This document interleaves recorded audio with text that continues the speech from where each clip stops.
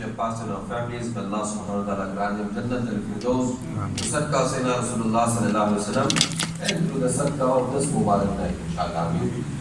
The Shaykh says, Bol Musa Nabi se ye Me'raj mein Qadri Astana Salamat rahe Mustafa ka garana Salamat rahe Bol Musa Nabi se ye Me'raj mein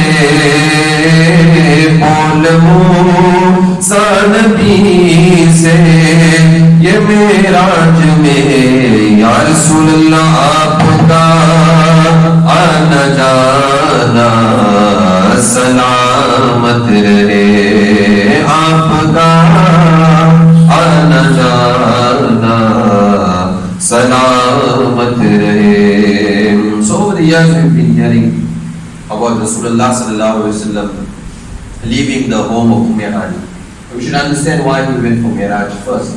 What was the reason for Mi'raj of Sayyidina Rasulullah sallallahu alaihi wasallam? Many things had occurred in his life of Sayyidina Rasulullah sallallahu alaihi wasallam, but this particular incident where Sayyidina Rasulullah sallallahu alaihi wasallam was worshipping Allah in front of the Kaaba, and when Rasulullah sallallahu alaihi wasallam went into sajda, then the kuffar of Makkah had taken the stomach of the camel and they placed it upon the neck of Rasulullah sallallahu alaihi wasallam, not allowing Rasulullah sallallahu alaihi wasallam to lift up from sajda, because the stomach of the camel was very, very heavy.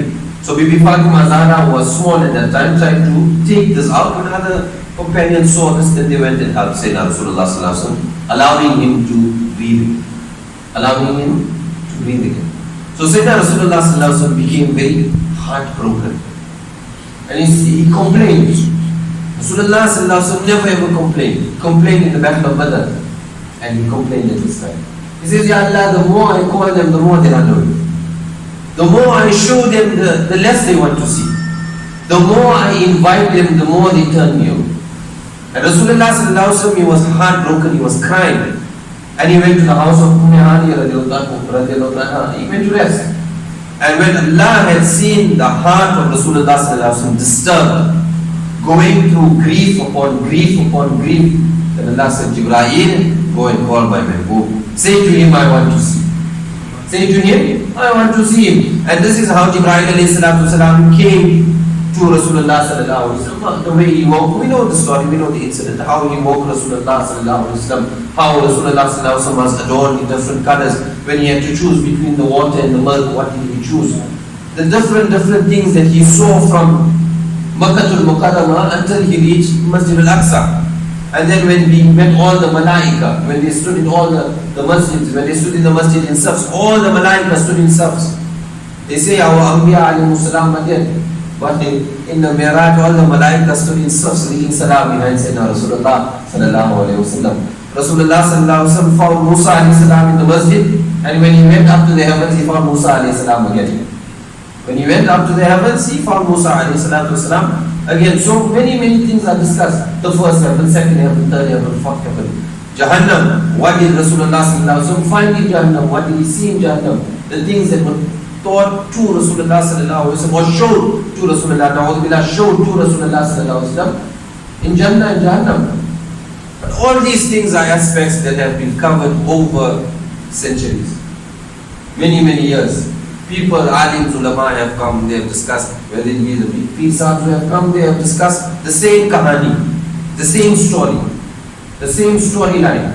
And what did we take from the storyline? Rasulullah sallallahu alaihi wasallam went for Mi'raj. Rasulullah sallallahu alaihi wasallam saw Allah. That was, he gave us 5 salah, which we can't even read. He gave us 5 salah with the reward of 50, which we can't even read. This is the storyline. But the meeting of Rasulullah sallallahu alaihi wasallam with Allah, that the Mashayikh, they explain. The Mashayikh, they explain this union, this meeting of Allah and Rasulullah sallallahu alaihi wasallam. We know when Rasulullah sallallahu alaihi wasallam, when he went upon the Arsh, then he wanted to take out his nalayn part. He said, and Allah said, oh my Mahbub, there's a difference between Musa Kalimullah and Muhammad Habibullah. Musa alayhi salam, when he needed to speak to Allah, he had to take out his sandal and he had to speak to Allah.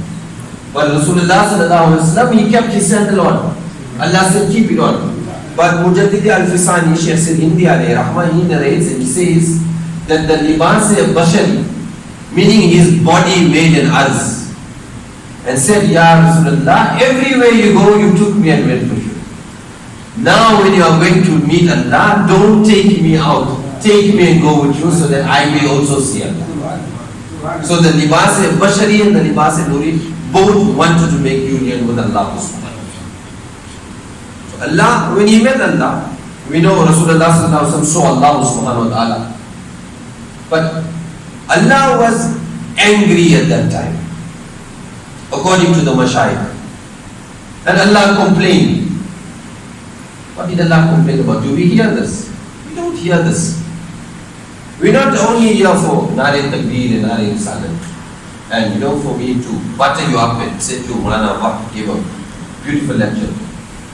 It's not going to benefit you in your home every day if I'm only going to talk about this. But we need to understand what was the conversation that happened between Allah and Rasulullah. There were 5 things that Allah complained about, that the Mashayikh have recorded. And they have recorded that Allah subhanahu wa ta'ala, He complains about the Ummah of Muhammad Rasulullah. I remember He's not complaining about the Ummah, meaning the Sahaba Ikram. Allah is complaining about the Ummah that is still to come. Because the Sahaba Ikram, they were perfect. They hardly had any flaws in them. Every Sahabi was in rank greater than the next. Everyone had a different station, a different maqam. So Allah wasn't complaining about them. We cannot say Allah complained about the Sahabi. Allah complained about the Ummah that will come after them. Be the Tabi'in, Taba Tabi'in. He asked, we are listening. So Allah complained. But listen why I say Allah complained about us.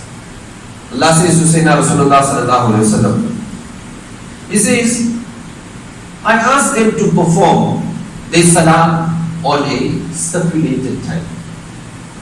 I asked them to perform salah on a stipulated time, on a given time. I don't ask them to perform it before them, and I don't ask them to perform it after them. Allah says, I've given them a time to perform salah. I don't expect them to perform it before the time, neither do I expect them to perform it after the time. That Allah subhanahu wa ta'ala says, all I ask for them is that they must perform it in the time that I have given them. But then Allah says, but then what do?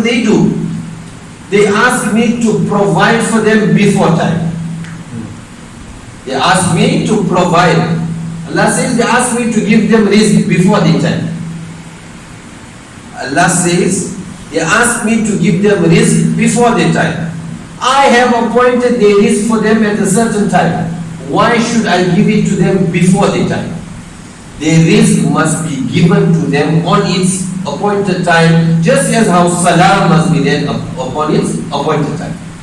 This is what Allah subhanahu wa ta'ala claims. He says to Sayyidina Rasulullah sallallahu alaihi wasallam. And then Allah says, and then they ask me for so much. They ask me for so much. They ask me. Allah says to Mahbub that they have faith that they will live so long to enjoy everything that they ask for. That they will live so long to enjoy everything that they ask for. Today we own a big house. We close our eyes, the house don't belong to us anymore.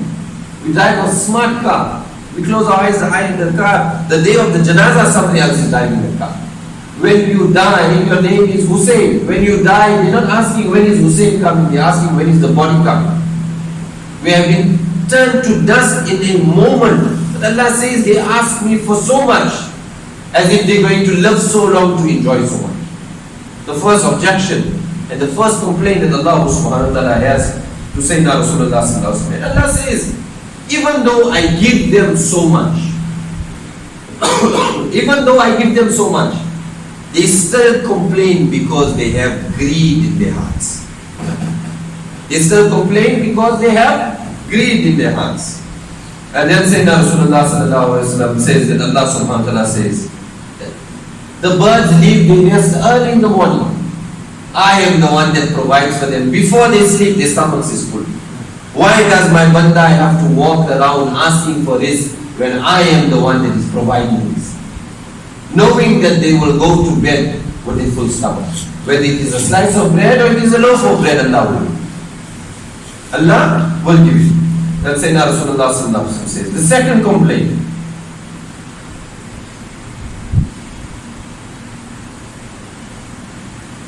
I give them rosy, irrespective of them trying to please other people. Subhanallah. Allah says, I give them rizq. And me, I am giving them. But they are pleasing other people. They are pleasing other people. My third complaint. While they are consuming things that I have given them. Subhanallah. What does Allah say? Allah says, Bashar say, Allah has given you a lychee farm. Allah has given you a lychee farm.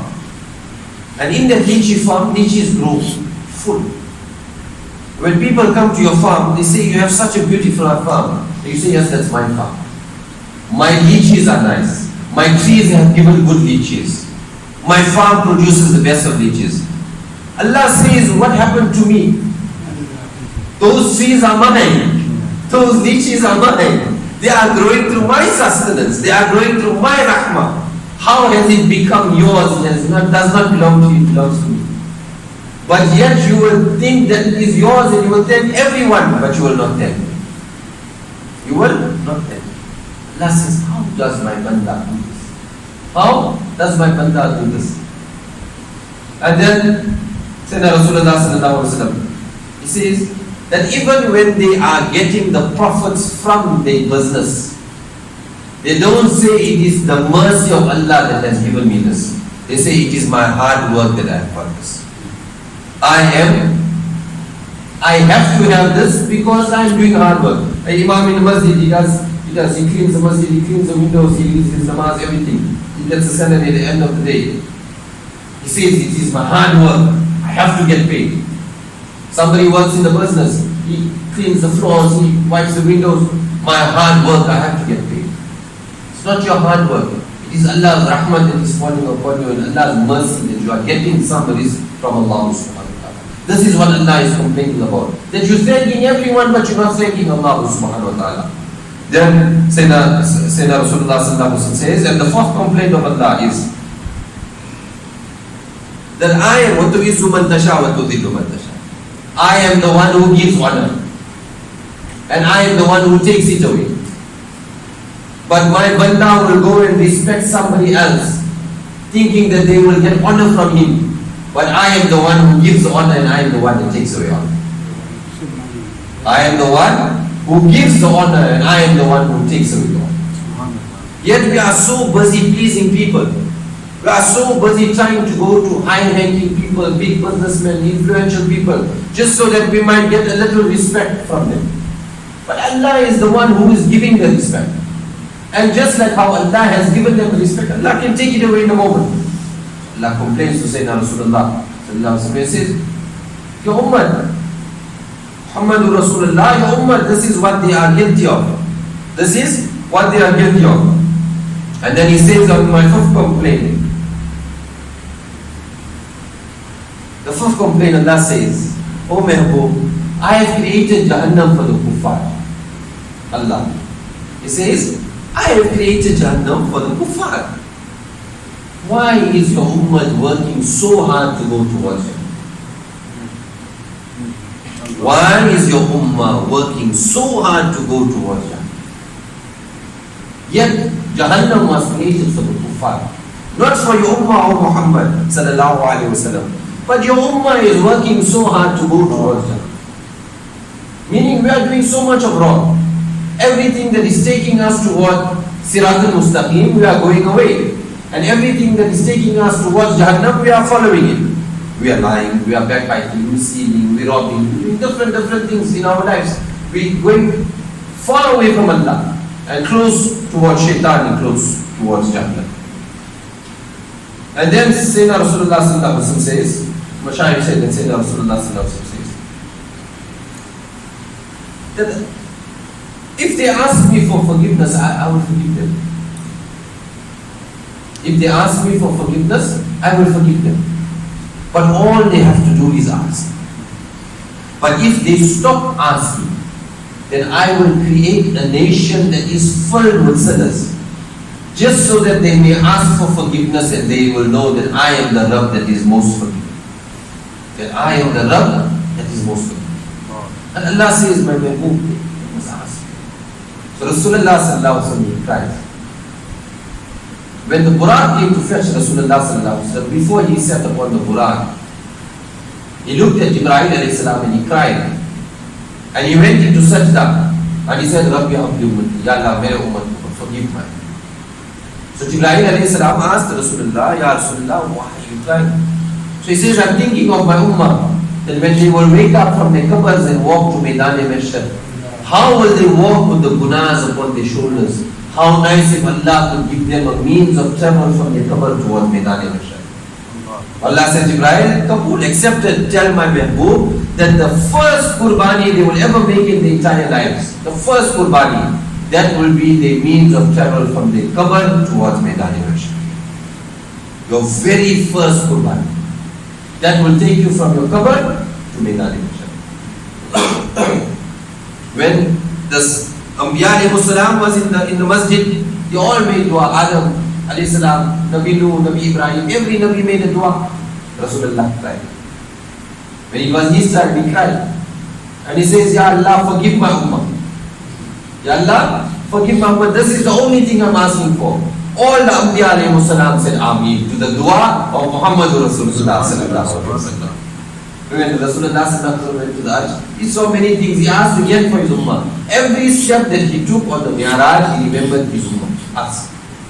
And now even when Allah is complaining about us, when Allah is telling Rasulullah sallallahu alaihi wasallam that your ummah is like this, oh Muhammad sallallahu alaihi wasallam, they are like this, they are weak, they are this, they are this, they are this. Rasulullah sallallahu alaihi wasallam still says, Ya Allah, but they are mine. But they are still mine. Ya Allah, because of me for you. Because of me, make it easy for them. Because of me, grant them paradise. Because of me, open the doors. Because of me, make them pious. These are the things he said to Allah. And Allah says, because you are my Mahbub, I will grant you what you want. Because you are my Mahbub, because you are my beloved, I will grant you what you want. And he granted pardon of the ummah of Rasulullah sallallahu alaihi wasallam on the night of Mi'raj. When Rasulullah sallallahu alaihi wasallam went to see Allah subhanahu wa ta'ala on the night of Mi'raj. And Sayyidina Rasulullah sallallahu alaihi wasallam says that there is no ocean of mercy greater than the mercy of Allah. There is no forgiveness greater than the forgiveness of Allah. There is no love that is more blessed and more beloved than the love of Allah. No one will love you more than Allah loves you. And no one will forgive you, no one will be ready to pardon you faster than Allah is ready to pardon you. But all you have to do is go in the court of Allah and Allah will forgive you. All you have to do is go in the court of Allah and Allah will forgive you. And Rasulullah sallallahu alaihi wasallam, he says that, Ya Allah, that indeed we are weak, indeed we are this, indeed we are that, but Ya Allah, forgive them. And Allah, he got happy. But shall I say, Allah became pleased with the answer of Rasulullah sallallahu alaihi wasallam. And then he says, oh my Mahbub, on the day of Mahshar, you will be the first to enter into Jannah. Meaning you will open the doors of Jannah. And you will be allowed to enter into Jannah first. And again Rasulullah says, Ummati, Ya Allah, where is my ummah?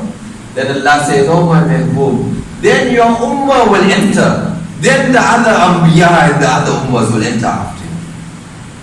So we are so fortunate that we are from the ummah of Rasulullah sallallahu alaihi wasallam. We were entered before even Adam alayhi salam, Nuh alayhi salam, Ibrahim alayhi salam, Ismail alayhi salam, Sulaiman alayhi salam. We will enter because we are chosen as the ummah of Muhammadur Rasulullah sallallahu alaihi wasallam. But what part do we play as a ummah of Rasulullah sallallahu alaihi wasallam? How much are we playing as the ummah of Rasulullah sallallahu alaihi wasallam? Are we reading our salah? Are we zikr and our azkar? Are we fulfilling our obligation in the court of Allah subhanahu wa ta'ala? Sometimes it's very, very hard to listen. Sometimes it's very, very hard when we speak about things like this. But it's not good to always sugarcoat. Sometimes it's good to speak reality. So that it makes you think and it opens your heart to say that we don't have a lot of time in this dunya. People are passing away every moment. Malikal Maut is busy every moment. There's no guarantee how long we would live in this dunya. Allah, if He wants, we will not even be nasibdar even to make the Isha Salah. Allah. This is how we have to live our lives, in constant remembrance that we do not know what Allah is going to do. When will it be? There was an angel when Sayyidina Rasulullah was going for Mi'raj. When he came back from Mi'raj, Sayyidina Rasulullah he passed the message. People called him a liar. People said this, people said that. Sayyidina Abu Bakr Siddiq got the title of Siddiq after the Mi'raj, because when they came to him and they said, "Oh Abu Bakr, did you hear your Prophet what he said? He went from Makkah to Masjid al-Aqsa, to Masjid al-Aqsa 7 heaven, and he came back and his bed was still warm and the water was still running." Sayyidina Abu Bakr said, "If my Nabi said it, then it's such. If my Nabi said it, then it's haq. It is the truth." And Allah gave him, Sayyidina Rasulullah gave him the title of Siddiq, honest, trustworthy. So Rasulullah went again through a difficult period. And one day Jibreel comes to the Prophet and he says, "Ya Rasulullah, khush khabri, glad tidings. Glad tidings." Sayyidina Rasulullah asked Jibreel, "What's the glad tidings?" So Jibreel says, "Ya Rasulullah, I was going through Jannah, passing through the fourth heaven, and I found an angel that he was in charge of 12,000 angels. This one angel was in charge of 12,000 angels. But Allah had taken the nur from his chest. Allah had plucked his feathers out, and he was laying in a corner, sad and crying. And I heard his wailing and I stopped. And I asked him, I said to him, 'Are you not this angel that commands 12,000 angels?' He says, 'I am that angel.' He says, 'What happened to you?' So he says, 'I made one mistake. I made one mistake.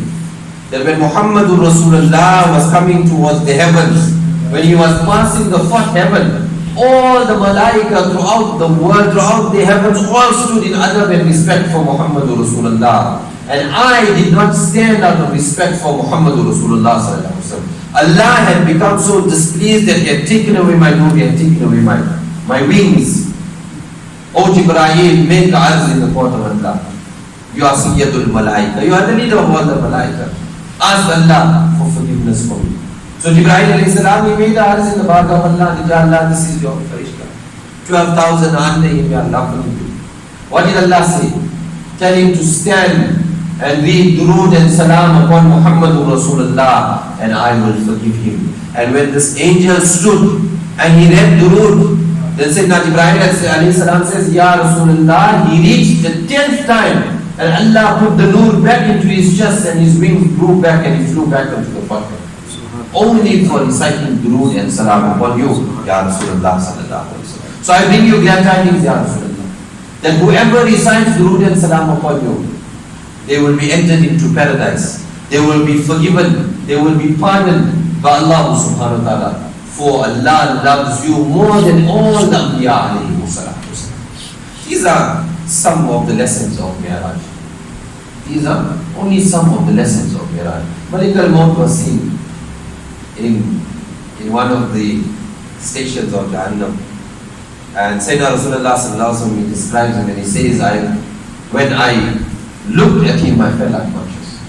Jibreel alayhi salatu wasalam, Israel alayhi salatu wasalam.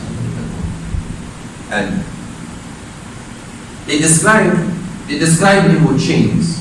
That he had a ball of chains running across his shoulder. And he had a treasure chest in front of him that was open this way. So if you come in, you cannot see what is inside. And he kept on tying, and he pulls and he puts it into that chest. And he closes it. And then he opens. So Sayyidina Rasulullah sallallahu alaihi wasallam went to him. And he made salam to Rasulullah sallallahu alaihi wasallam. He stood and he made salam to Sayyidina Rasulullah sallallahu alaihi wasallam. And Rasulullah sallallahu alaihi wasallam asked him, "What are you doing?" He says, "Ya Rasulullah, I am recording the names of the Ummah. I am recording the names of the Ummah that must be put in here." So Sayyidina Rasulullah sallallahu alaihi wasallam says, what will happen once it goes in here? He says, Ya Rasulullah, they will be punished. They will be punished for eternity until Allah desires them to be punished. Then their names will be taken out and then they will be put into Hawz al-Kawthar and then they will get admitted into Jannah. Sayyidina Rasulullah sallallahu alaihi wasallam asked, is there any way for them to be forgiven? For their names not to come into this place? He says, Ya Rasulullah, no. Istighfar. They must make istighfar as much as possible so that their names may not come upon this chain and I may not put it upon this chest. And Sayyidina Rasulullah sallallahu alaihi wasallam went and he made sajda. And again he begged Allah, Ya Allah, mere ummat ko. Ya Allah, forgive my ummah, forgive my ummah, forgive my ummah. Rasulullah asked for us in every station, in every place he asked for us. Today we can't keep a beard that is sunnah of Rasulullah sallallahu alaihi wasallam. Leave the beard. Beard is now a fashion statement. We don't want to keep beards anymore. We keep big cell phones, bigger than our pockets. It's so heavy, it doesn't even fit in the kurta.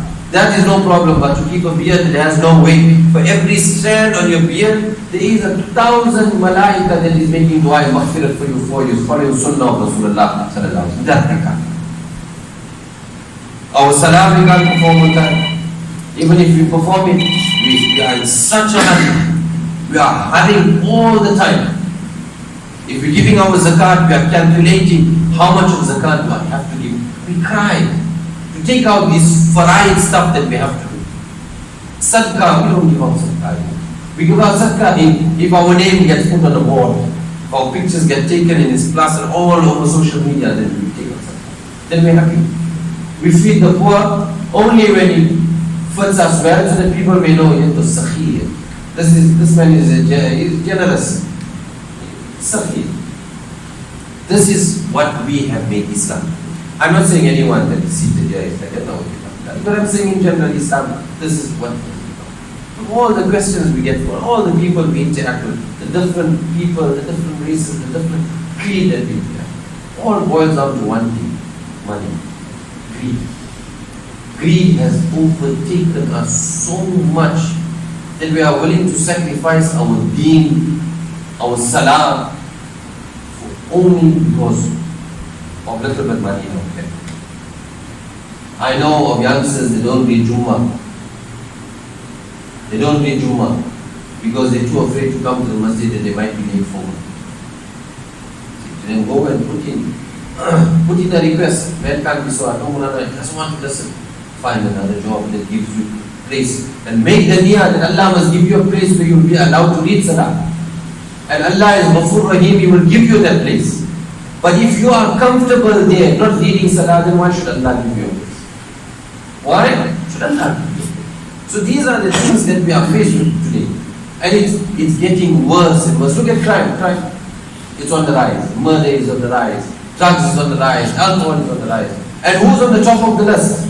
Muslims.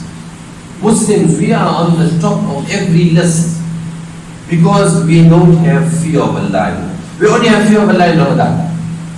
In Ramadan, we have fear of Allah. We are Allah conscious. Praise God.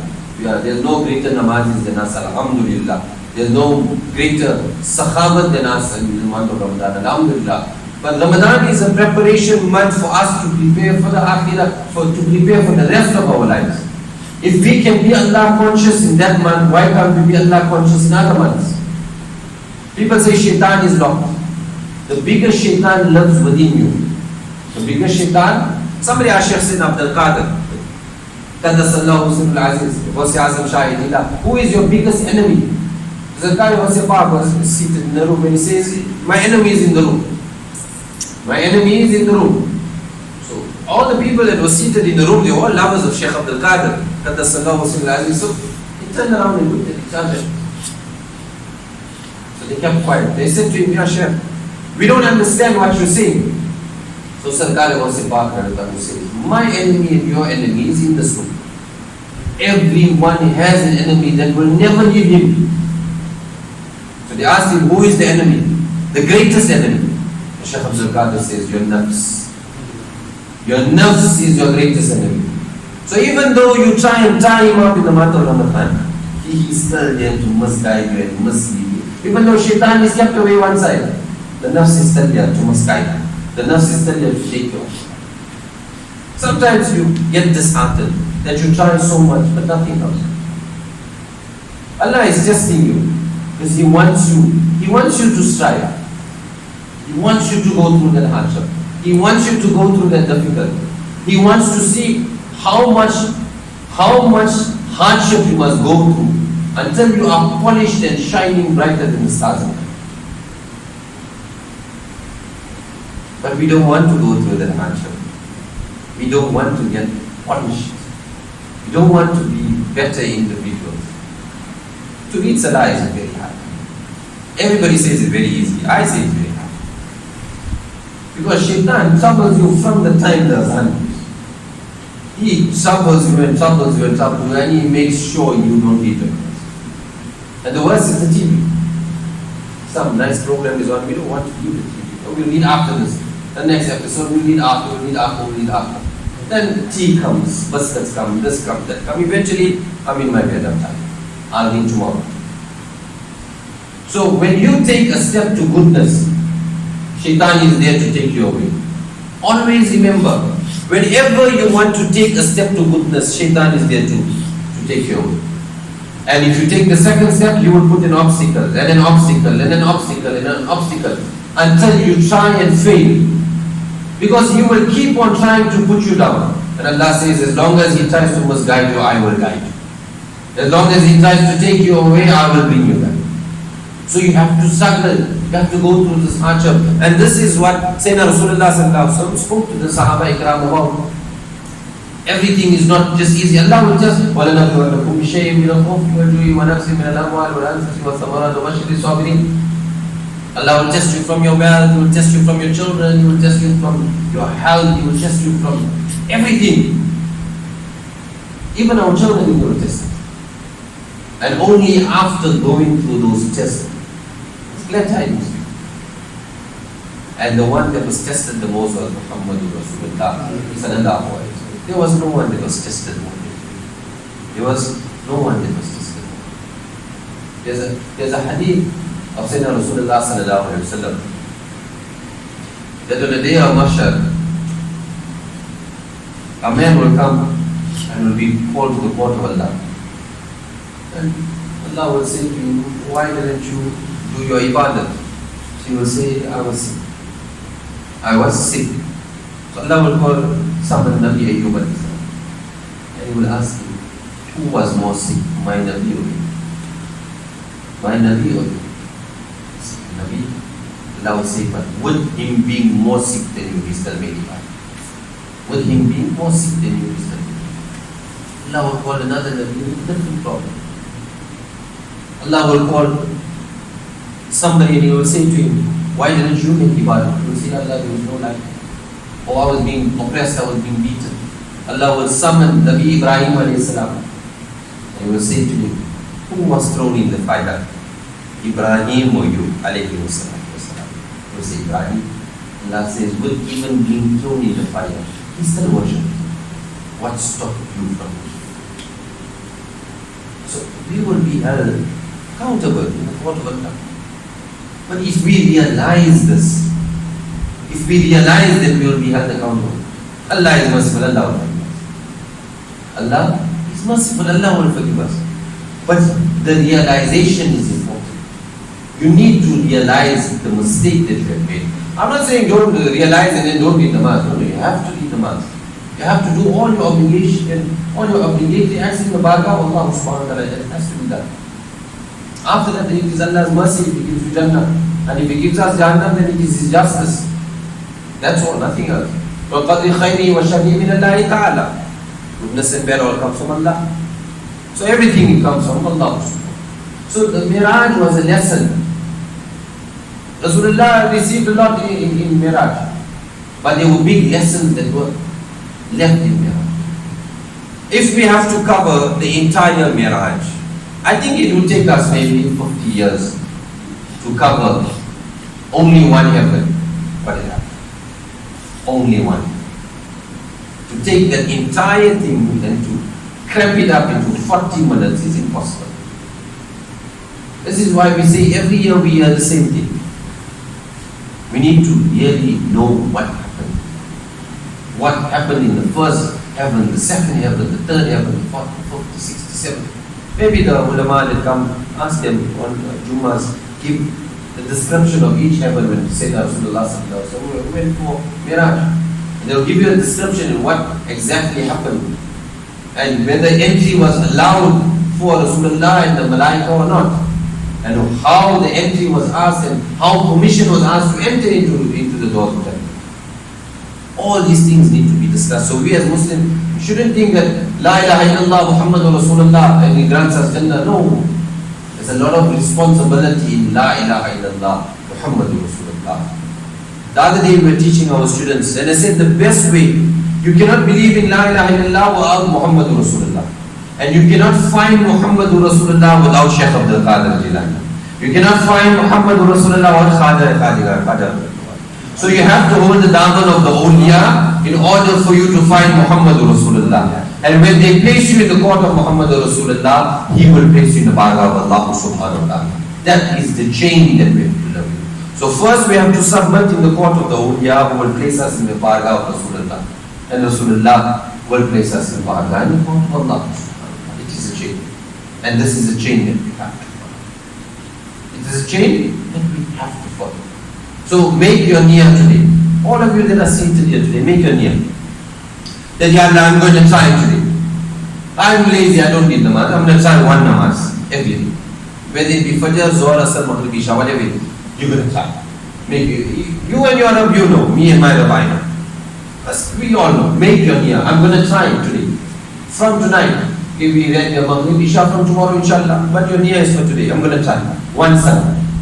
If you make proper pakka niyyah in this masjid today, Allah will put barakah in that niyyah. You will start performing all 5 salah.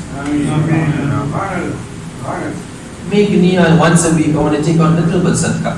Even if it is 1 rand. I want to give to some poor person. Not a glue boy or not a drug addict or something. Somebody who deserves it. Make the niyyah. If you're giving alhamdulillah, Allah bless you to give more. But make the niyyah, I want to take out at least once a week. And give. Allah will give you so much of dawlat that you'll be able to give everything. This is the amazing blessings of Allah. This is what Rasulullah said. So make the niyyah today in this masjid. I want to change something in my life. Maybe I want to try and keep a beard. Slowly. Not one time, slowly. Maybe I want to try and go for Hajj. Allah said everyone here for Hajj, inshallah. Who's not been for Hajj, Allah said, who's been for Hajj, Allah said you for Umrah, open, inshallah. Sabka se na Rasulullah sallallahu alaihi wasallam sabka se mubarak hai. But make the niyyah. Niyyah is of utmost importance. We make dua inshallah, may Allah subhanahu wa ta'ala forgive us. May Allah subhanahu wa ta'ala forgive our marhumin.